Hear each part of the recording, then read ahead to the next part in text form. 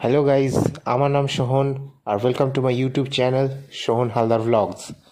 আজকে গেছিলাম Satyajit Ray film and television ইনস্টিটিউটে। এখানে গিয়ে দেখলাম ভেতরে একটা আলাদাই রকমের শহর আছে।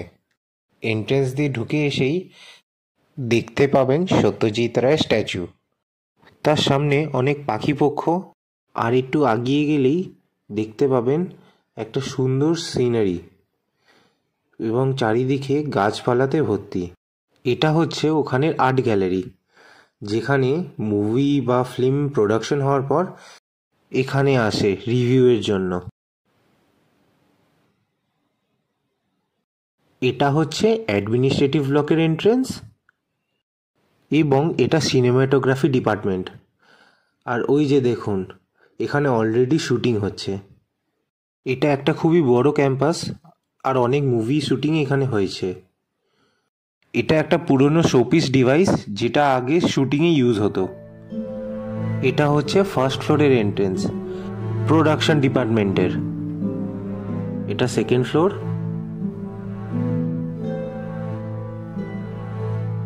এবং এটা থার্ড ফ্লোরে। এখানে টেরেসও আছে।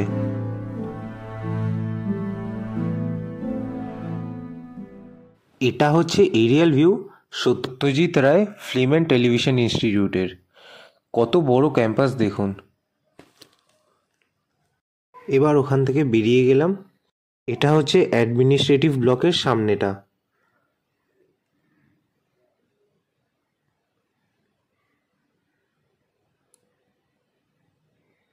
তারপর মেট্রোতে উঠে গেলাম,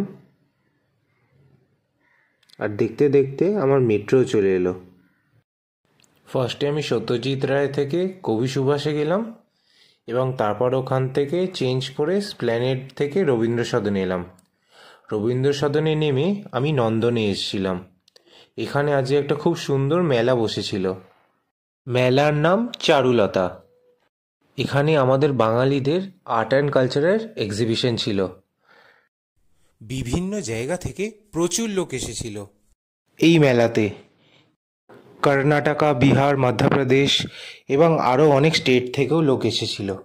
এখানে বিভিন্ন ধরনের আর্টিফ্যাক্টস এবং পেন্টিং স্টলসের মাধ্যমে সেল হচ্ছিল। ব্যাস, আজকের জন্য এইটুকুনি। দেখা হবে পরের একটি অন্য ভ্লগে। ভিডিওটা ভালো লাগলে লাইক, শেয়ার ও সাবস্ক্রাইব করে দেবেন।